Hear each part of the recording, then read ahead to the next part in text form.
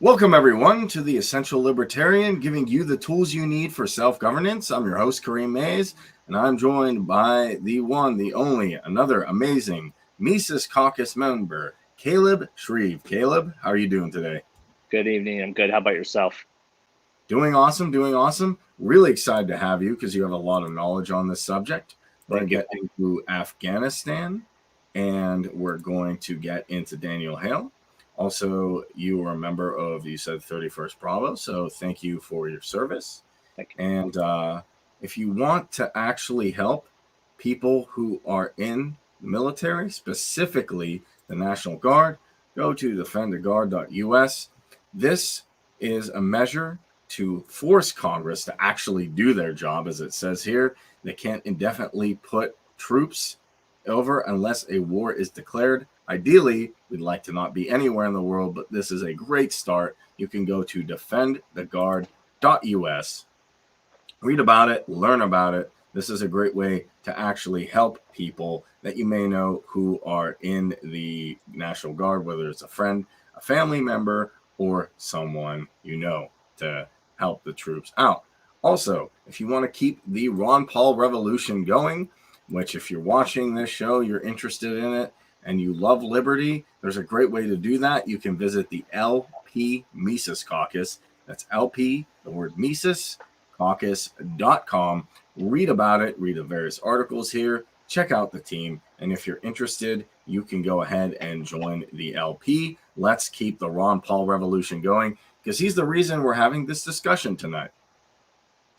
So, Caleb, we've all been not watching the news, but so to speak, we've been looking at events maybe on social media, on different things, and we see what's going on in Afghanistan.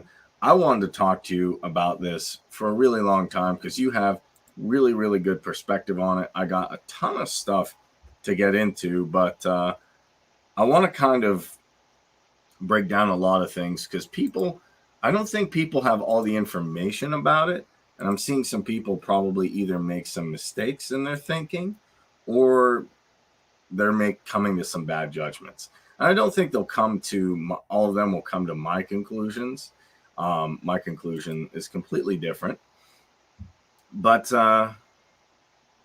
back in 2001, I remember seeing the events of 9/11 thinking, okay, let's just go ahead and get this guy. Let's do whatever we need to do. This guy's bad. I didn't really understand what was going on. I was just kind of in an emotional space. And when you're in an emotional space, you make emotional decisions. Generally, that aren't very good, aren't very well thought out. But you said you were 11 when this whole thing started, and you were motivated to join the Army. Did you go to Afghanistan? I did in 2011. Okay. And I'm just curious, do you want to talk about the experience a little bit? Yeah, sure. We could talk about it. I mean, in 2011, you're looking at pretty much the middle of the road war. It was more of the transition to the hearts and minds conflict, if you want to call it that.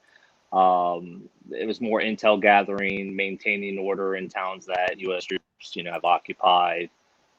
And just at that point, it was more of the contract increase. We were seeing a lot of buildings go up, improvements made to military bases, more and more stuff brought into the nation at that time frame.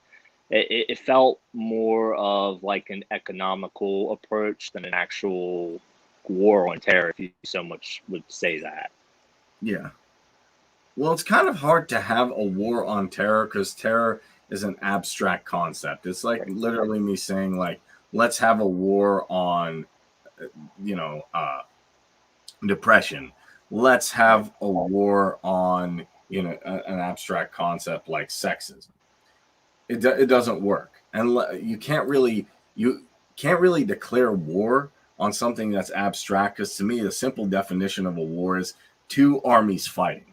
I would even say Afghanistan really wasn't a war, if that's fair to me. Not that there wasn't combat, but it's not two armies fighting. It felt more of an occupation.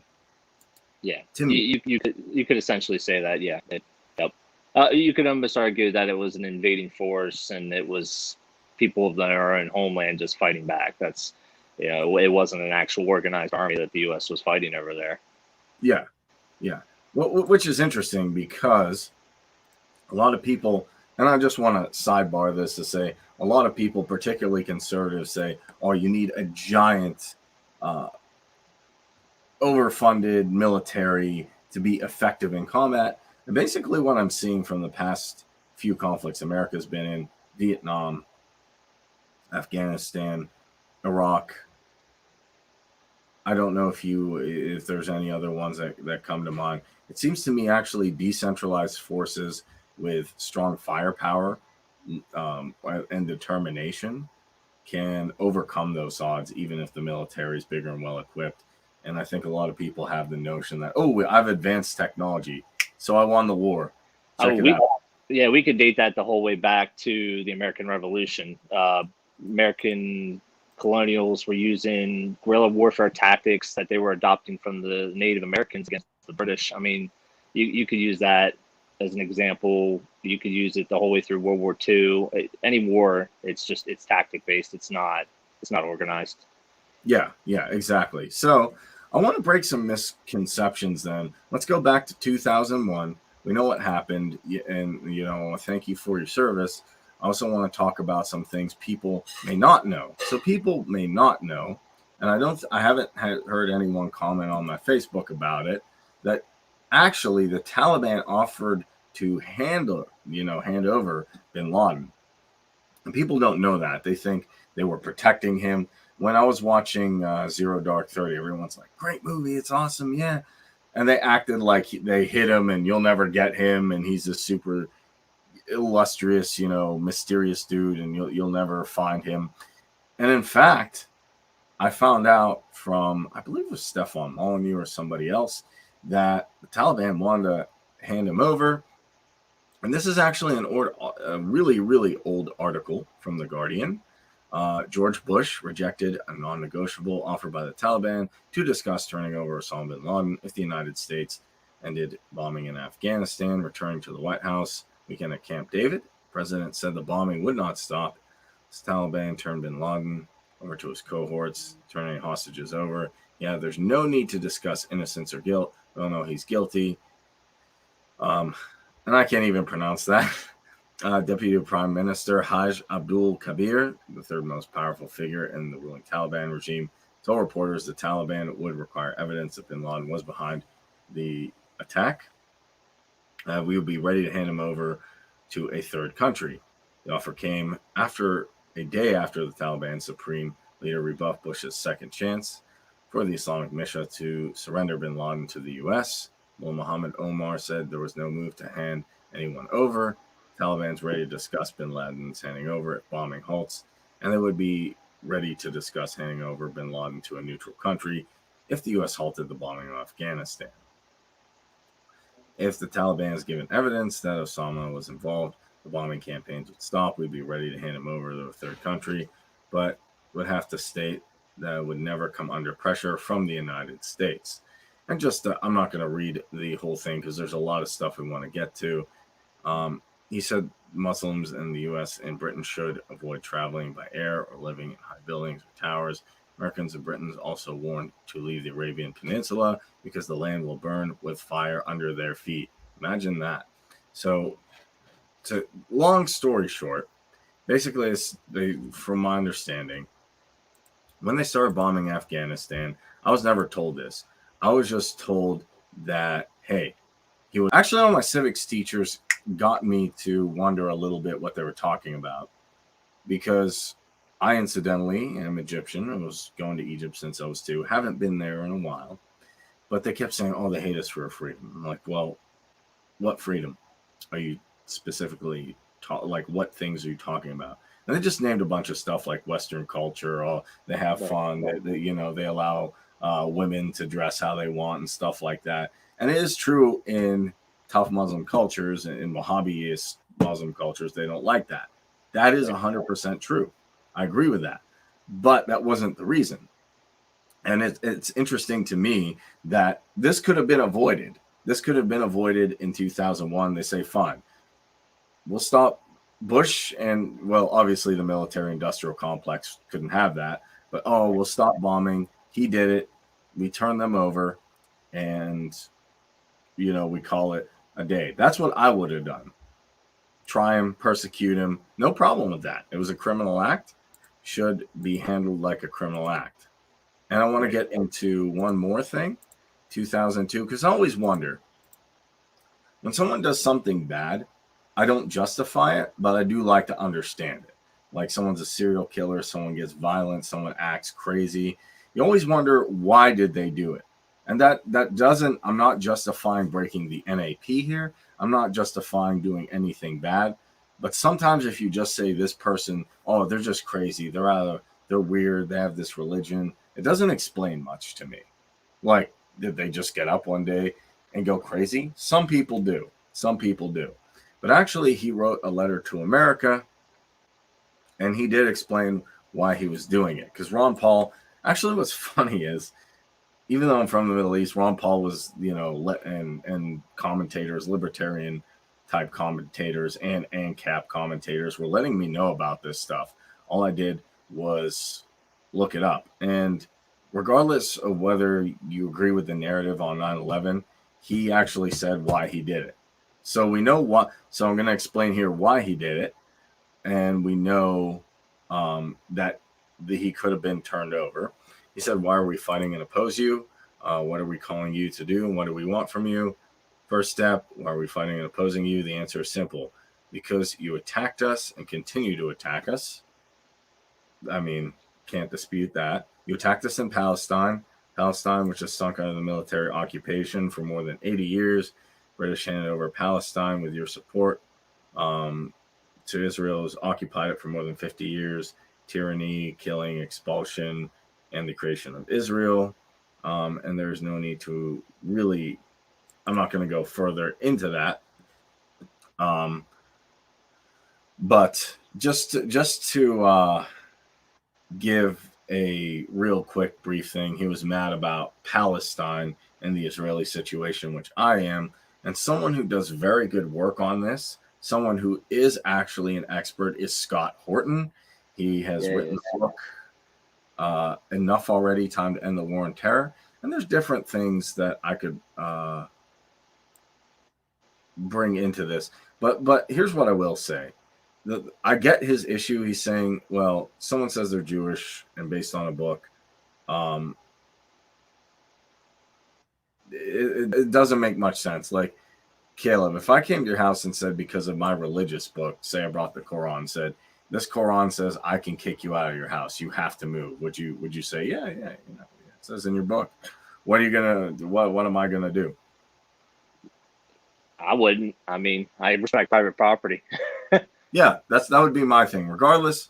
And I'm not deeming anyone's religion bad or saying anyone's, right.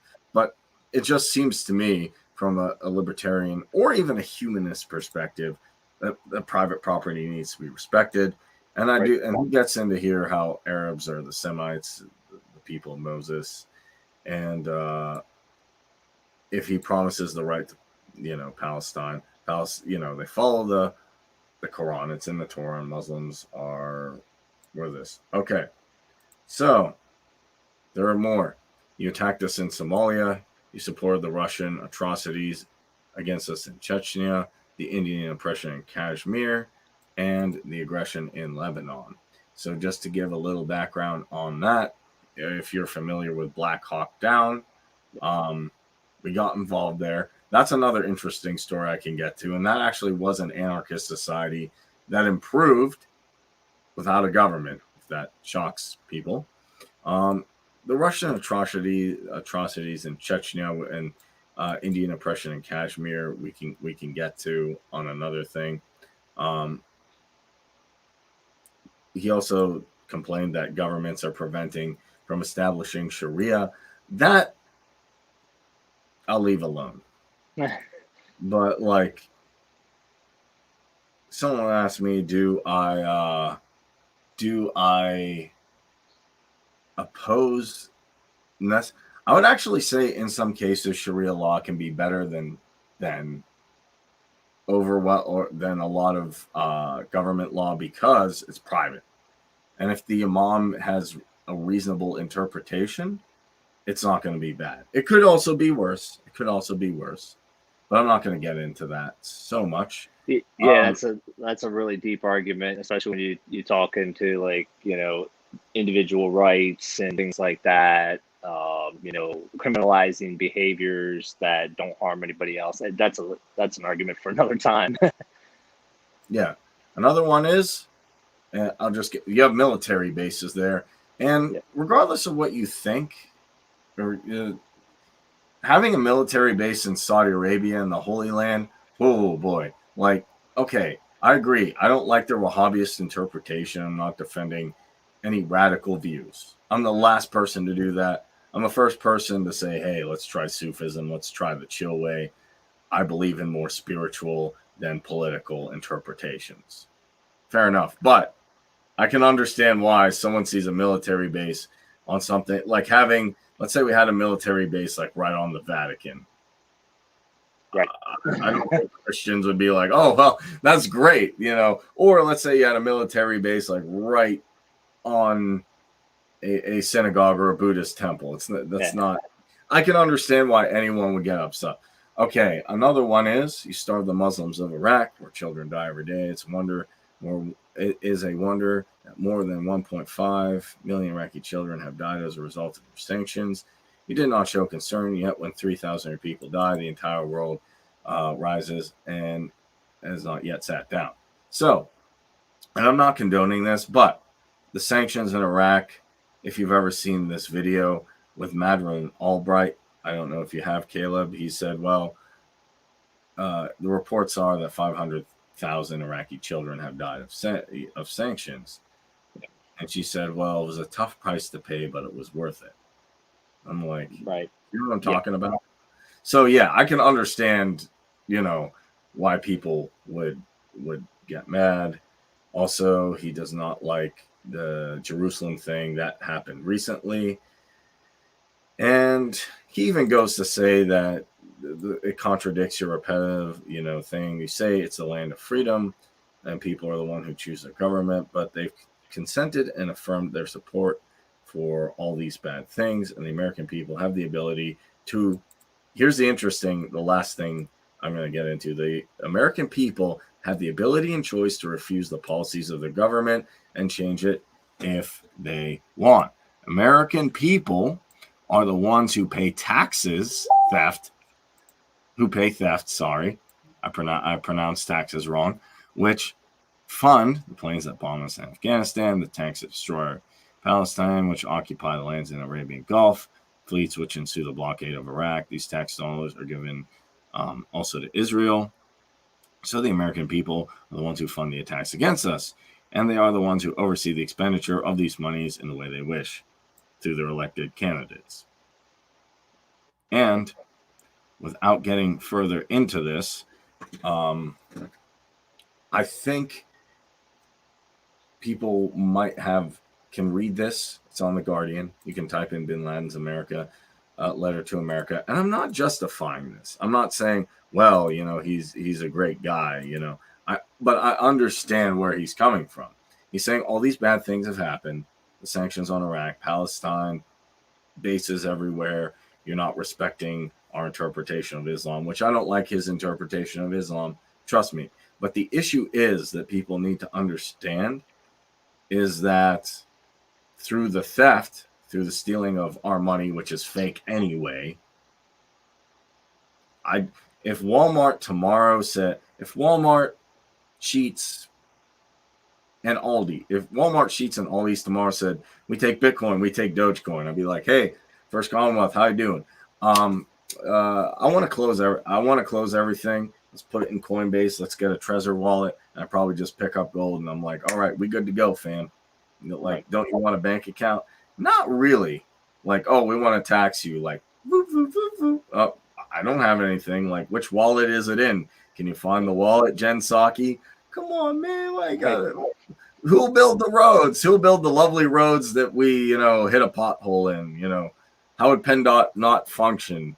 Yeah. So I hope that gives some background. So this could have been prevented in two ways. We could have read that letter and said, wow, we made a mistake. Let's remove the sanctions. Let's stop unilateral support. Let's stop foreign aid. Let's get completely out of that region of the world. And we didn't. Right. Well, I would, just with the letter from Osama bin Laden, reference that to Ron Paul's "What If" speech. I shared it earlier today. Put the information side by side on that. Look at what Ron Paul said. It's based on our interactions. It's based on our economical beliefs. It's based on our interests as a nation. Well, the elitist interest, to be specific. Yeah. The taxation, it continues to increase. Look at the data. The data shows that war is the leading cause of inflation in the nation since World War II. It has been in a steady increase, and it has not stopped, and doesn't look like it will stop anytime soon. Yeah. So, and just to get the thing, I don't think you can stop inflation, because once more dollars are out there, they're out there. It's not like, I don't think there's a revert. Correct me if I'm wrong. I'm not an economist yet, but I try and read some economics. I agree with Robert Murphy that if you're ignorant of economics, people can screw you over, and they will, because they'll say, you'll get someone like Paul Krugman who says, I'm right all the time, buy my books. Oh, Keynesian's the best thing. Just print money. It's pretty good. And then you have people like AOC. How are you going to pay for it? Well, you just print money. Why not? Why not just print money? And then you ask someone, okay, great. If we just print money, why does anybody get up, go to work? I don't want to get up, go to work. I just print more money. But good money isn't a good or a service. Start the printers. Yeah. And people don't get, they're like, well, we printed money, but what's the big deal? Why are prices rising? Because there's more dollars and less goods and services. Yep. Oh, I didn't know that. So that's the thing, that's the thing I want to get is, if you have a either voluntary society or something like a minarchist, like you're suggesting, where we just have the states and they say, okay, well, what you want to, I prefer you do it like Patreon, what you want to pay your taxes to. Like, oh, I'd like to pay it towards, this, some to the defense, but just defense here, some to this, and this. And give people the option to opt out. Oh, I don't like South Carolina wants to go to war in Cambodia. I'm just making up a random example. I'm going to withdraw all my support. Or, let's say Pennsylvania wants to go back into Afghanistan. No, I'm not only am I withdrawing all my money, I'll boycott stuff. I can, and if it's voluntary, then I don't have to consent to it. So it's interesting. I think people should read that letter, because that actually has a libertarian swing to it. You're doing all these bad things. That's military interventionism. And you agree with it because you're paying taxes. And I can't say he's wrong. I disagree with what he did. But if he had just written that letter and then worked towards a more freedom-oriented approach, that would have been fine. But hey, that's what you get when you train. When you train people, you give them armaments, weapons, and then Operation Cyclone. And another good thing to watch is Charlie Wilson's War, to really see how this happened. Also, I think another reason the Taliban got radicalized that no one talks about is, you arm someone, you say, okay, we're going to fund the madrasa schools, which madrasa just means school in Arabic. We're going to fund Islamic schools to give a Wahhabist interpretation, an extreme interpretation of Islam, which I don't like that. I read the Quran. I don't like it. I like the spiritual interpretation. You give them weapons, you radicalize them, they beat the Soviets. And if you watch the end of the movie, they're like, well, we're still rebuilding World War II. Hasn't this gone on long enough? Well, we should probably help them. They're going to come home and find their parents dead. And they're going to be really angry at us because we used them to fight the Soviets. So imagine that. You come home, most of your family's dead from Soviets. You have a lot of armaments. Someone just gave them to you, trained you, radicalized you on top of that, and you just leave. Like, hey, thanks. See you later. I'd feel like, oh, this person used me. This person, just it's almost like I run a campaign for you, get you elected, and then you're just like, fine, I'm not going to help you. I'm not going to do anything. Like, I don't know this person. So then, the propaganda pamphlets during that time were, a lot of them were kind of engaged towards the younger generation. It was meant to radicalize them against Russia. I think that ended up just kind of creating a whole different perspective on those young people, just to hate anybody outside the country. And I think that's where it put them to the point where they started attacking everybody else too. I don't think it was just strictly religious beliefs. I think a lot of that had to do with radicalization that came through institutional teaching. yeah, exactly. Now, and then I'm just gonna, I'm gonna skip over. So Bush obviously, did a terrible job with it. Obama did a terrible job with it, in my opinion. He bombed hospitals. He, made a lot of intelligence mistakes. And in my opinion, that not only makes the Taliban larger, it gets them more and more radicalized. Like, I don't think people understand that to this day, because I still have people like, why are they, why are the Taliban so determined and angry and because for a long time you've been bombing civilian weddings, you've been bombing hospitals, and just to show, yeah, Obama apologized for it, but that doesn't really mean anything. I don't think, to me, that means anything that much. Like, hey, Caleb, I'm sorry, I bombed, your relatives. You cool? Like, hey, no big deal. Collateral damage. And even Obama said apology over the Kunz hospital bombing. And I'm not going to play it, but he bombed a hospital in Afghanistan. Frontiers lost, 22 staff and patients in the attack. So literally bombing hospitals, bombing schools, bombing weddings. Didn't, even after we got bin Laden, still didn't leave. And I'm going to go out and speculate. I don't have articles on it because it's hard to find, that they also use the country for minerals, poppy, which is used to make various substances.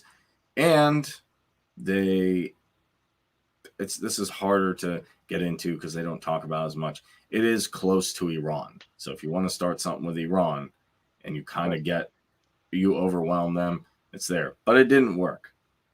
I think one thing goes to show that decentralized militias, like I was saying off camera, are more effective in beating centralized powers because they're not necessarily organized. I see them more as like the American militia in the Revolutionary War, or the redcoats. Okay, I'm going to follow all these rules, protocols. Right. And I'll just fast forward the tape up today. I didn't expect Biden to do this. He pulled out. And I was like, okay, fine. That seems good to me. And then, of course, what do the neocons say? Oh, it's irresponsible. It's terrible. How dare he offer money for the embassy? And I even saw my friend today. He's like, hey, Democrats, what do you think of Afghanistan falling? And I'm like, I'm not a Democrat, but like, dude, what are you going to do? Spend another 20 years there? Spend another $88 billion. Did you know they spent $88 billion? Yep. And I'll bring that up in a second. But they said, what would they do? The big question is, what would they do? Well, you showed me this article. Armed Afghan women take to the streets in show of defiance against the Taliban. Imagine that. There were some women who just wanted to inspire security forces, just symbolic, but many more were ready to go to battlefields. Said the head of the women's court in Gore. One of the marchers said that includes myself and some other women. They're packing heat. They look pretty fierce. And I think those women doing more than what the U.S. military accomplished in 20 years. Yeah, and it's their land too, so you're more motivated, in my opinion. I always look at incentives. When you look at Austrian economics, it flips the world on its head, because when you just think, okay, people are all altruistic or bad, you have a very weird view of the world. When you look at, well, this incentive is better than this is better than this. It's not ideal, but what's better? What or why would someone want to do this? It doesn't make any sense. Like, why is bin Laden mad at us? Oh, he's Muslim. Okay, well, that doesn't explain it. Like, he's Muslim, that's bad, so he's mad. I'm like, well, that doesn't explain anything. Here, it explains stuff to me. They want their land back. The Taliban also occupies that land. Women said, we're getting killed and injured without defending ourselves. Why not fight back? They're telling us at least 2 women labor the region with no medical things. For now, she said the main thing is holding women back was the men in power. Oh, hey, imagine that. Was the men in power. The governor said there's no need for us now, and they will let us know. So let me guess. All the neocons who, I get their motivation. Their incentive is, oh, well, Raytheon's going to lose some money. Boeing, Lockheed Martin's going to lose some money. Then I can't lobby them as much. Well, sorry, I don't really care if they all lose their jobs tomorrow. But for all the people who just keep asking why, what would happen, I think the people of Afghanistan can defend themselves. If you don't believe that, there are people who've been fighting the Taliban. I think the Northern Alliance as well. Not everybody in Afghanistan is pro-Taliban. I think one of two things would happen. And here's my guess. They either defeat them or the Taliban would just say, hey, we're going to lighten up on the crazy Islamic interpretations. We're going to be a little bit chill with the Quran. Because Afghanistan wasn't always like this. It wasn't always a super religious, strict country. I found this interesting on CNN that they said it was, avoidable. And obviously, they're comparing this to Saigon. And you saw that they pulled out the people from the embassy. Right. Now, I don't know. This is where people have different discussions. So up until now, people were agreeing with me. I said that I'm going to give you a really, really, maybe it's a crazy interpretation. I don't know if even people in the Mises Caucus would agree with me. But here goes. Someone actually made this point. I think it's good. When we left weapons to the guys with the, I'm actually going to be careful here what I say, the guys with the black flag and the worst interpretations of Islam, it didn't go well. It went really bad. I'm not saying the Taliban's like, man, they're the great model of Islam. I think that the Turks in Oman and the people in different Sufi places in Iran and Turkey are the best. But I will say this. I know it's a crazy comparison, but people say like bad versus worse, like in terms of, and I even do this in stateless order. I say like, okay, Somalia didn't have a perfect track record with being stateless, but it was better than government. One guy made this point on my Facebook, and I'll read it in a second. And I know people say that's crazy, but I would actually agree that the Taliban is a little bit less crazy than, other groups in the region. And I would rather them, inevitably let what's going to happen, even though I feel bad. And if we can help people from Afghanistan who are good people, used to go to the mosque with people from Afghanistan and Pakistan, I feel bad for them. We can help them if we can. But I'd rather what's going to happen. We can't stay there forever. We're going broke. We're even having problems here with like our own government. Like it just, as much as people want to say, hey, even people want to get involved. I'd say, how involved do you want to get? Do you want to do another 88 billion? Do you want to, stay there for another 20 years? what are you going to get? What are you going to get? So maybe the Taliban won't destroy the embassy. Maybe they'll be reasonable. Maybe they won't be, but they're better than some other groups in the region. And I'm not a sympathizer, but I think you have to come to some understanding of this is bad. This is a really bad situation. This is worse. What do I want? And is that reasonable? Do you disagree? What do you think? I mean, that's kind of the same sentiment that the U.S. government had when it came to the Mujahideen and the communists. It was, well, the Mujahideen are better than the communists are, so let's go ahead and let's make sure that they're fine. I don't know. I really just think that it's time for us to kind of stay out of everybody else's business. I mean, we got a lot of problems here to fix at home. We have a lot of homeless vets. We have a lot of vets committing suicide. Why do we want to keep creating more veterans? Why do we want to keep putting them in the situations that they are in right now? We have a school systems that's failing, but we incentivize going to war with free education. We pay our troops less than people working retail make. Like, what is going on here? It's time to kind of let everything else go, figure out the problems that we have here at home.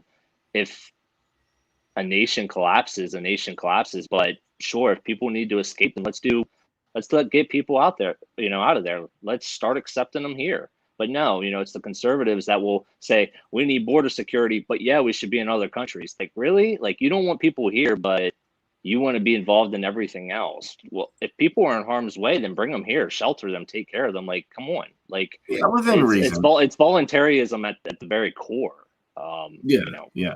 I would say within reason. If they're bad actors, right. I don't want them here. Oh yeah, no, agreed. Sure, we get them. Like, I'm not completely open borders right now because we have a welfare state, and that's the problem. I don't want people sitting around on welfare because that just destroys them. Two, that's as bad or worse for them, But I understand what you mean. Like, people get mad. They're like, well, why do you want, people? Why do you? Because, hey, you were in Honduras, you messed things up. You're in here, you mess things up. Right. A lot of these migration policies are a direct result of bad foreign policy, of bad decision making. Yeah, some people are just economic migrants, but I would say this: if they're willing to work, and if someone's willing to give them a job, and if they're willing to, learn English and assimilate at some basic level. I'm not saying they have to be Shakespeare, but if they're willing to assimilate, it's like, why not? Like, I'm not an immigration expert. I'm not an expert on foreign policy either, but I'm just giving my opinion. It wouldn't hurt to have some people do it. And yeah, I get it. Some people are going to say no. I don't want them here. I don't. But I could even go back. Well, you agreed to pay taxes. I'm sure those taxes were used in this conflict. Indirectly, you supported it in some way. I get they say, well, they were taken from me. We could have, in my opinion, we could have all stood up, with Ron Paul and probably ended this a while ago. Like it could have been avoided. Where we are now, it could have been avoided. Too many lives lost. Too much money spent. It's not worth it. And like that kind of goes towards the whole defend the guard thing too. Here in Pennsylvania, it's it's our state, it's our citizenry, it's our neighbors, it's our families. We can't just let them. The executive branch just keeps sending people overseas. Biden sending another 5,000 troops over to do this recovery effort. Yes. At the whim of his word. At the whim of his word, and the whole point of defend the guard is to let the state be represented, when it comes to a war. The state has to have a voice because it's our people we're sending. I wouldn't want to send my neighbor or sister or brother or any family member to a war if I don't know why, and if I don't have an opinion on it. And or even if you disagreed with it, like right. We think Iraq has weapons of mass destruction, I guess. Oh, can we see some evidence? We don't have any, but they do. Oh, we sold it to them. Like, I don't get involved in that. Like, what is wrong with you? Right. To piggyback off of Lawrence's comment, essentially, but also, it has a lot to do with propaganda too. We want to talk younger kids coming out of high school. They see the video games, they see the cool recruiting videos and things like that. They feel that it's a career option for them because they're lied to. That's essentially what it is too. Yeah, essentially. So I mean, it comes down, in my opinion, to this. It's not a good situation. We need to recognize what we did wrong here, not do it again, and hopefully fix it in the future. But I think one thing is true historically. Even to the people who are watching are like, I'm a hardcore neocon, Cream. Everything you say is wrong. Well, fine. Let's take a look at. The only people who really won in Afghanistan were like Northrop Grumman, Raytheon, Boeing, Lockheed Martin. But the American people are going to pay for it because Afghanistan is historically known for beating empires, formerly the Soviet Union, then I believe Britain. Am I right? Yeah, I'll consider that, but sure. Yeah. The hard part is I'm trying to remember the other ones. But regardless, it's tribal. It's tribal. That's where empires go to die. America's an empire. I think people argue it's not because it has no emperor. Unlike, did the Soviet Union have an empire or an emperor? Right. So I definitely say it's when you have 200 bases in the world, is it really for resource? Is it really for protection, or is it for resources and for control? So we have an empire. Looks like to me, every empire overexerts. If you keep doing this is just going to accelerate the destruction of the empire faster. Plus, I want to make another point. What do they always say when? So I say, okay, I don't want to be part of this empire. I want to break off. Or maybe you saw that map I shared with the 4 different Americas, right? They're like, Right. no, I've liberals get mad at that. They're like, we can't do that. We need to work it out. Like, unify. We all need to do the same thing. You should take that medical procedure. Right. You just can't do that. And I'm like, well, I have the right to secede if we want. They want to control things, so I just push. But then the conservatives come, and I've seen this like on. I'm trying to think, maybe like Dan Bongino's show and stuff. Like, well, Russia and China and Russia, and Iran will just, the minute we, split, they'll be there. Like, they have nothing else to do. Putin has nothing else to do. Xi Jinping has nothing else to do but split up in different things. And I want to tell them, hey, okay, fine. If you're so concerned about China, which is I will say it is a legit concern, maybe not as much as they put on. But if you're so concerned about China, stop playing in the Middle East and Central Asia with Afghanistan. What, you want to spend another $88 billion more troops? The reason, and I think Ron Paul gets it right, and I'm not a fan of China. They do terrible things to the Uyghurs, Hong Kong, the Tibetans, their own people, and it's a repressive communist regime. It is. But they're not over in every place of the world. And where they are, they give people loans that they can't, which isn't good, but they're not directly militarily involved everywhere in the world. We're overexerted. If you're playing a game of Risk, which is a fun game, we have troop here. You're sitting back, getting deals. They're doing some pretty crafty things. And this is not an endorsement of the CC. Don't get me wrong. This is not, I'm not on this show endorsing the CCP or any crazy ideology. What I am saying is, if we do what Mama Joe wanted, make America one giant Switzerland, get out of everywhere, guys, you got to figure out stuff yourselves, however you figure it out. Even if SH hits the fan, that's just how it be. That's just how it is. And what am I saying? Close all military bases, get out of NATO. Done. If Boris Johnson wants to do his thing in Russian waters, he can have fun. We'll take John Cleese as a refugee, I guess. He's a good actor. And get out of the UN. And I will agree with Trump that we can defund the WHO. We don't have to. We don't have to. Pay for. Get out of all these globalist organizations. We don't have to fund the WHO. Right. So that's the thing.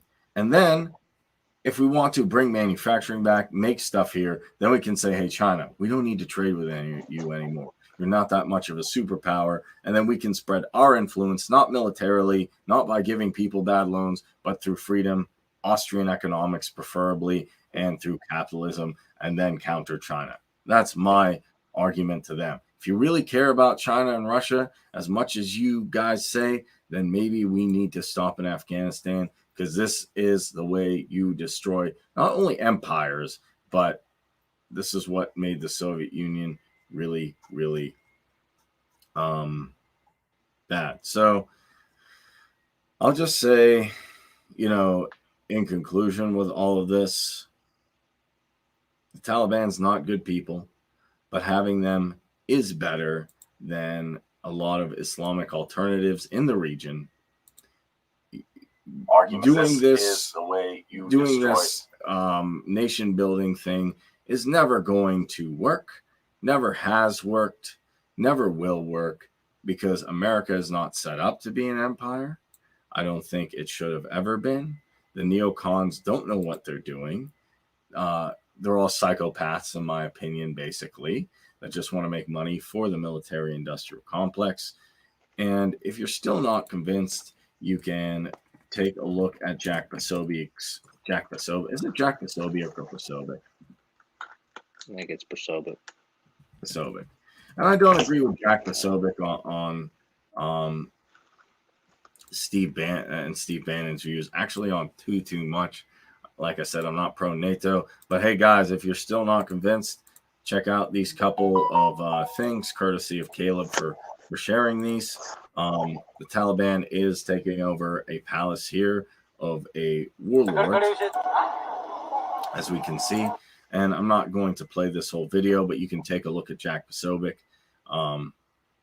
You can take a look at his Twitter here. But we were also backing warlords there. So maybe one reason they're mad is because they see themselves getting screwed over because we're backing someone against them.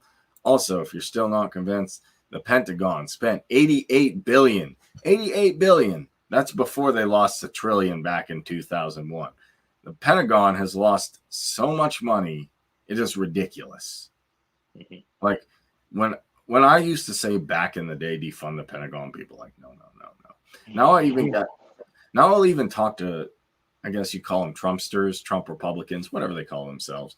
And I'll start talking to them about libertarianism, like we could do this, and they start getting interested. And I almost get them to ANCAP at the end. I'm like, what if we defunded the Pentagon? They're like, well, I don't know how you do it, Kareem. If you could give me a reasonable alternative, which you're the one who proposed it, have each state have their army coordinate. And if there's a problem, just help with, like if a tanker gets seized or if a merchant gets seized, we can do that. Or an American citizen, I'd be fine with that.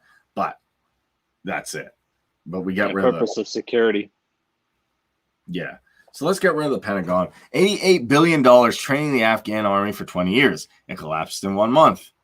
And here's the kicker. Not one general politician will face consequences. But that doesn't surprise me because there's no incentive. Well, we spent $88 billion. Didn't work out too well. Is there any punishment? No. We're the organized monopoly on force in the region. So, sorry about that, guys. Yep. Apologize. Better luck next time. We're sorry about everyone who died. We're sorry about all the collateral damage. But, and actually, if you look here, there's some interesting responses. Well done, guys. U.S. generals should study a bit more in Islamic morals and customs. No one can win a war in there. British Empire failed. USSR failed. Now NATO. Right. Imagine that. I feel like I've looked at NATO versus like the SCO, the Shanghai Cooperation Organization, if you know what that is, and the OIC, just for fun. If you don't know what those are, the SCOs, a bunch of countries allied with China, like Russia, Uzbekistan, a lot of former Soviet blocs.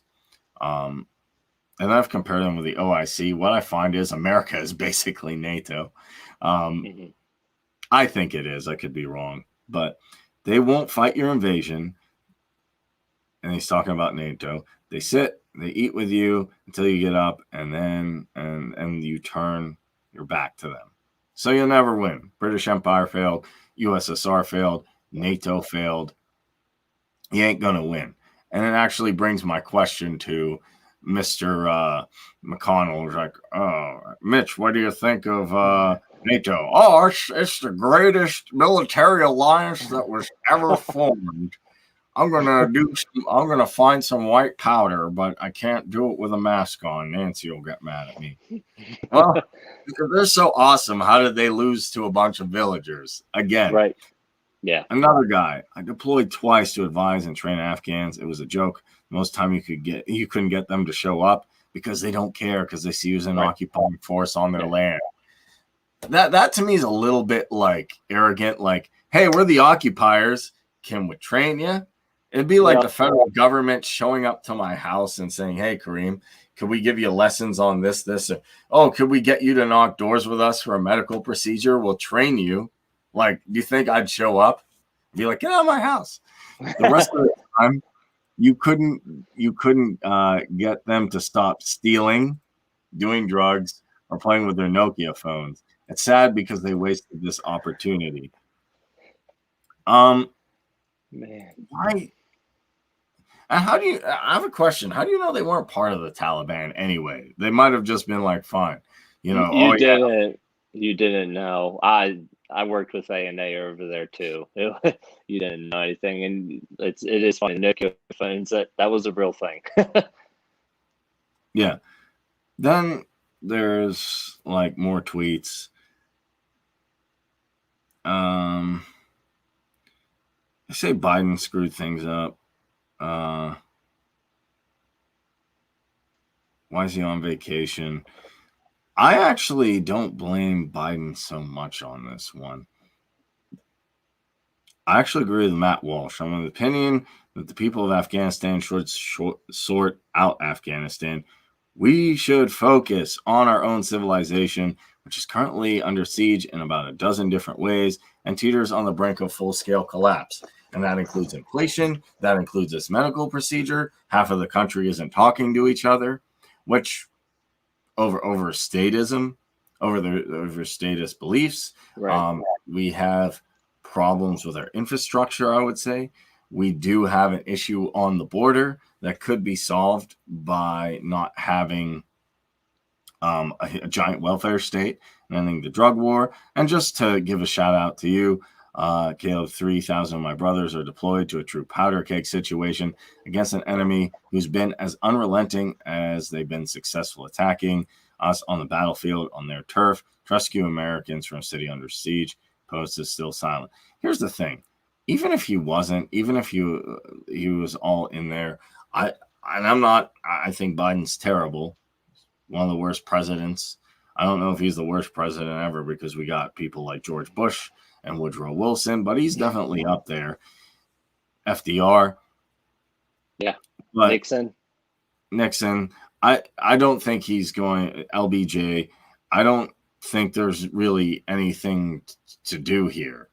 You know, even if he was silent and just said, hey, we're pulling out, we're done, we're sorry, we'll take some people. That's it. So that's all I got on Afghanistan. I hope that was pretty good. Almost up to an hour, but I do want to raise I do want to do one more subject very quickly. I'll ask you about this. So there's so we know Snowden. Right. We know Ross Ulbricht. Mm-hmm. We know Chelsea Bradley Manning, mm-hmm. whatever you want to call him, her. We also know Julian Assange. Mm-hmm. And I think they should all be pardoned. But there's somebody else I think should be pardoned. And that's a guy named Daniel Hale. I found this through We Are Change.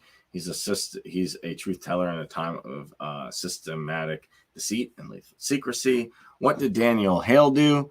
Long story short, he was involved in the drone program. And here's one thing I really want to give credit to. From what I heard, A lot of people in the military, if you tell them to do something like, hey, go destroy this village, go hurt some people hurt kids. Some people say just no, I'm not doing that. Right. The problem with the drone is, from what I understand, people have been recruited through video game tournaments and things. And if you're just seeing something on a computer screen, there's not really an emotional attachment to what you're doing. So you're just destroying people's lives from the air, and you're just, well, I was just at work. It feels like if it looks like you're playing a video game, but it's real people, to me, that's some serious evil right there.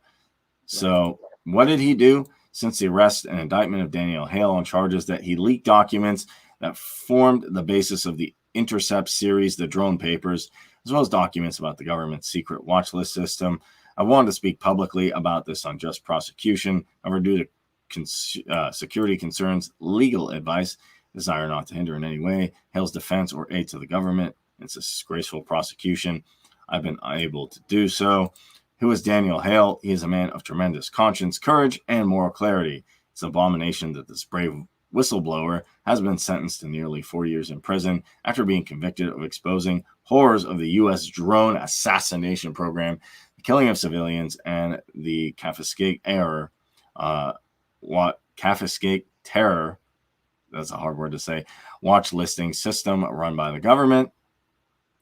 President Barack Obama's Justice Department did not prosecute Hale, but the Trump administration dug up the case and threw the book at Hale in an obvious ploy to staunch leaks about President Donald Trump and his corrupt administration. People always give Trump the credit for being anti-war, but he actually expanded the drone program more than Obama. To me, that's a fact that it's ignored. Yeah. To me, it's almost presidents hand off bad stuff. Like Bush starts the war, but it's only in one country. Then Obama expands it to multiple things and more drones, but not as much. Then Trump expands the drone warfare, makes Yemen worse. So Trump is not a peace guy in any stretch of the imagination. He's not conservative. I wouldn't even argue he's America first. He just has different rhetoric.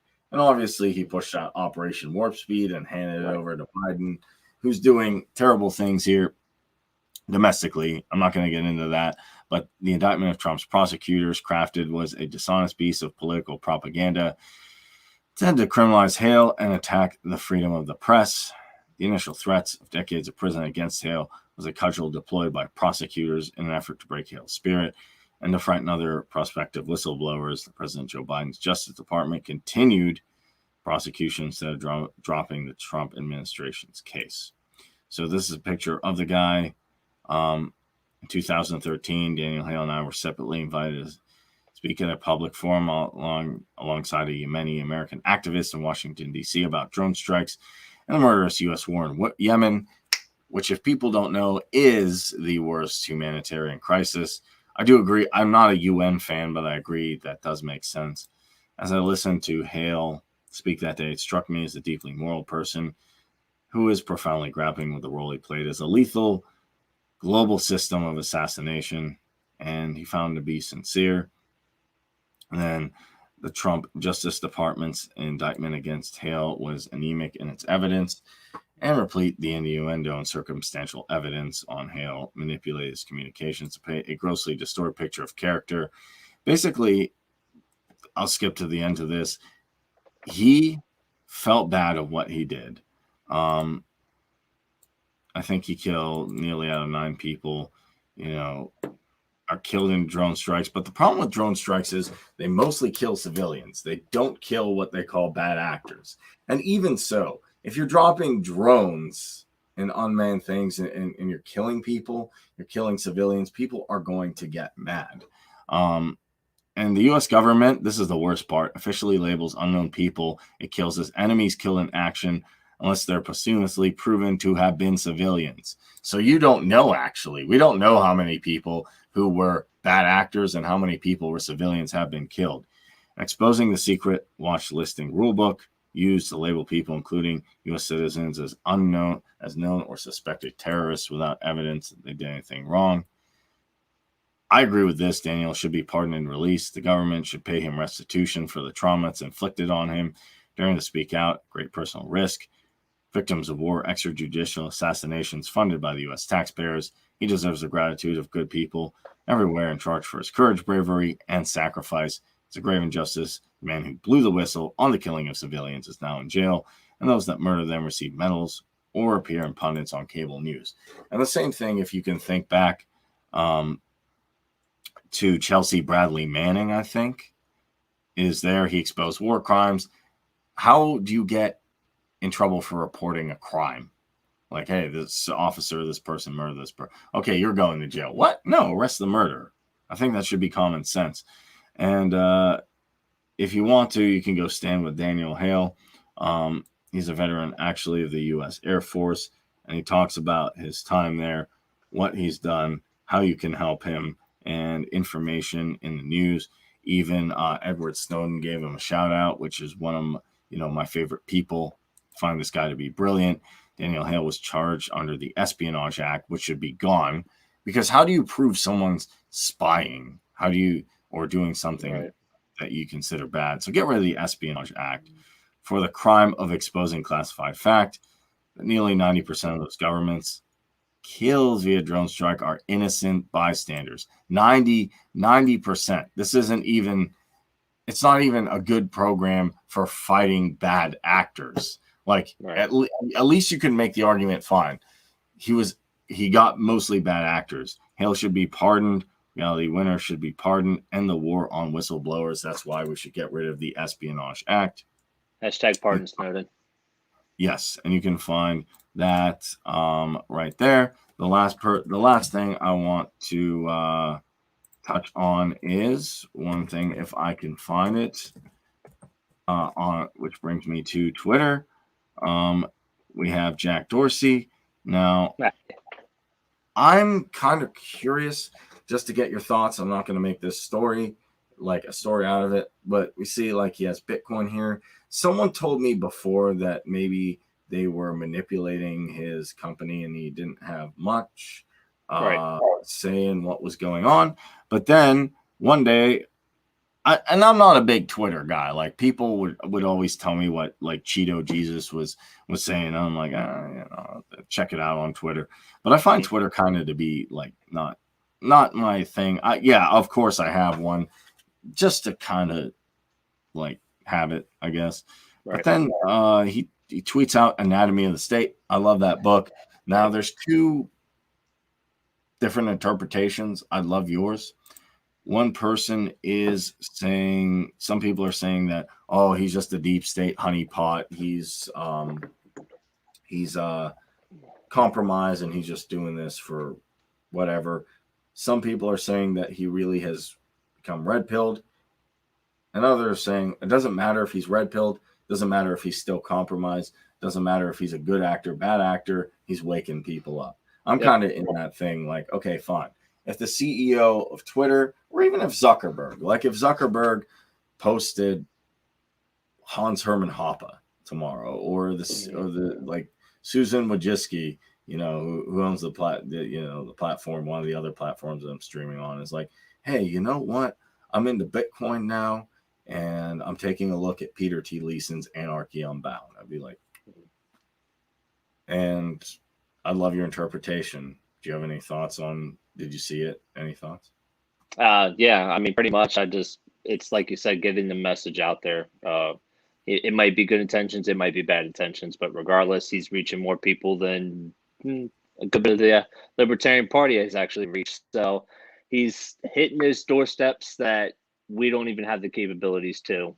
People that follow him, far left or far right, they're now seeing one of the best books that libertarians, Mises, anybody can recommend, Anatomy of the State. And hopefully it wakes up, the masses, even if that puts us all on a extremist watch list on Facebook, whatever, at least we're getting somewhere. But here's the thing. If Jack Dorsey really is awake, and I'll just say this, then if he really is awake and he wants to create decentralized communication stuff, that's a pretty powerful ally. Imagine that is. And here's the thing. One social media company tends to mimic what they all do. So let's say Twitter goes ANCAP. Maybe Facebook's like, fine, let's see what. And let's see. Not that they'll be like, oh, let's establish the Great Republic of Ancapistan tomorrow here, Right. but let's see what it's about. Google's interested. What's this all about? I saw David Friedman gave talks at Google. So it's not, in my opinion, impossible. And I always make the Michael Malice argument. There's a lot of people here sitting on the sidelines. Yep. There's people here in the middle who are oriented towards the individual and who are oriented towards collectivism. Whoever wins, I bet you all the companies, corporations that still exist, if they can win through competition, will say, I was always a libertarian, man. I was always on your side. You know, I would have opposed all those things. And I say, I don't believe you. I know I don't believe you, but whatever. Like, at least we won, got the bad guys. So who knows? Maybe a lot of people, all these woke people go, oh, libertarians won? Yeah, I love Ron Paul and Adam. Like Rothbard, yeah, it's cool. You know, yeah, Austrian economics. Yeah, I was always on that. So that's my thoughts on that. Yeah. So Caleb, I want to thank you for coming. Really enjoyed the conversation. Once again, guys, if you want to help support the troops, we talked a little about Afghanistan, Daniel Hale. You can go to Defend the Guard. It's a project that me and Caleb are pretty passionate about. Bring the troops home. Do not definitely detain them, or do not indefinitely deploy them. Have Congress actually do their job, and you can do that. defendtheguard.us. Basically, it states legislation that requires states' National Guard units cannot be deployed long-term to combat duty overseas unless Congress has declared war. Also, if you want to help Daniel Hale, you can go to standwithdanielhale.org, and don't forget about the LP Mises Caucus. If you want to keep the Ron Paul revolution going, if you enjoy these shows and you want to fight for liberty and keep it alive and help the improvement and welfare of your fellow human beings, take a look at LP Mises Caucus. So I want to thank everybody in the comment section on YouTube and Facebook. I want to thank my amazing guest, Caleb Schrieb. Ladies and gentlemen, this is the Essential Libertarian, giving you the tools you need for successful self-governance. See you in the next video. Good.